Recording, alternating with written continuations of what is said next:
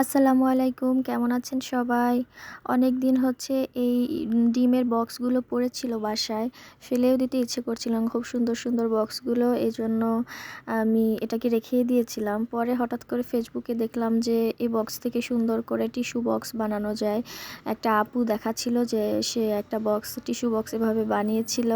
পরে কি করব, আমিও চিন্তা করলাম তাহলে বানাই। এজন্য কেটে নিয়ে এরপরে এটাতে রং করে নিচ্ছি। প্রথমে আমি এটাতে সাদা রং দিয়েছি, যেহেতু কাগজ বারবার রং দিতে হচ্ছিল, এজন্য আমি প্রথম সাদা রংটা সুন্দর করে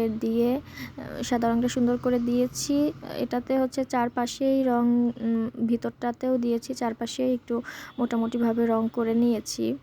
এরপরে আমার একটা একটা আয়না ছিল, একটা কাঠের আয়নাতে আমি পেইন্ট করেছিলাম। ভাবলাম যেহেতু ওটা আমার বাসায় আছে, তাই আমি এই কাঠের আয়নার ওই ডিজাইনটার মতো করেই ডিজাইনটা করছি, যাতে বাসায় কিছু কিছু হচ্ছে হ্যান্ডমেড কিছু কিছু জিনিস যাতে একই রকম দেখতে মনে হয় এবং মনে হয় যেন হাতে বানানো।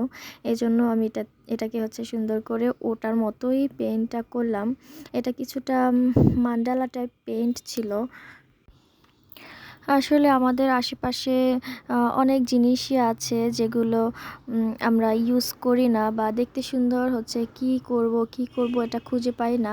কিন্তু এটা থেকেই কিন্তু অনেক সুন্দর সুন্দর হচ্ছে নিজেদের প্রয়োজনীয় জিনিস এটা থেকে বানানো যায়। আমার হাজব্যান্ড বারবার বলছিল যে এখান থেকে টিস্যু বের করতে প্রবলেম হয়, বক্স থেকে টিস্যু বের করতে প্রবলেম হয়, থেকে এগুলো খোলা থাকলে ভালো হতো।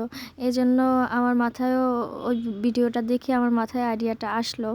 এরপরে হচ্ছে তো সুন্দর করে বানিয়ে ফেললাম। এরপরে হচ্ছে আমার কাছে কিছু পুরনো লেদ ছিল, অনেক আগের কেনা, এজন্য আমি এটাকেও ভাবলাম এটাও একটু কাজে লাগাই। এজন্য এটাতে চারপাশ করে সুন্দর করে এটাতে দিয়ে দিয়েছি। এই তো সুন্দর একটা বক্স তৈরি।